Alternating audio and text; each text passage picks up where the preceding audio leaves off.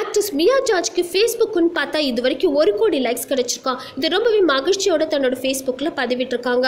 இந்த 1 கோடி லைக்ஸ் பற்றின தகவலை தெரிவித்த கையோட மலையாளத்தில் மட்டும் இல்லாமல் தமிழ் மற்றும் தெலுங்கு ரசிகர்களுக்கு தன்னோட நன்றியை தெரிவிச்சிருக்காங்க மியா ஜார்ஜ்.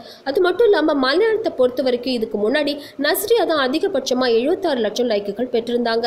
தற்போது நடிகை மியா ஜார்ஜ் ஷெர்லாக் ஹோம்ஸ் அப்படிங்கிற மலையாள படத்தில் நடிச்சிட்டு வராங்க அப்படிங்கிறது ரொம்பவே குறிப்பிடத்தக்கது. இந்த நிலையில் நடிகை மியா ஜார்ஜ் நடிகை ஆர்யாவோட தம்பிக்கு ஜோடியா அமரகாவியம் படம் மூலம் தமிழ்ல அறிமுகமானாங்க. தொடர்ந்து இங்கேயே சில படங்கள்லையும் நடிச்சிட்டு வந்தாங்க. அது மட்டும் இல்லாமல் மலையாளத்திலையும் நிறைய படங்கள்ல பெரிய ஹீரோஸ்க்கு ஜோடியா நடிச்சிருந்தாங்க. பெரும்பாலும் மலையாளத்திலிருந்து தமிழுக்கு வர நடிகைகள் மலையாள திரையுலகத்தை அப்படியே மறந்துடுவாங்கன்னு தான் சொல்லுவாங்க. ஆனா இவங்க கொஞ்சம் வித்தியாசமா மலையாளம் தமிழ் அப்படின்னு 2 படங்கள்லையும் மாறி மாறி நடிச்சிட்டு வந்தாங்க. தற்சமயம் தன்னோட கவனத்தை தெலுங்கு பக்கம் திருப்பி இருக்கிறதா சொல்லப்படுது. அதனால இவங்களோட ரசிகர்கள் எண்ணிக்கை அதிகமாக இருக்கு அப்படின்னு தான் சொல்லணும்.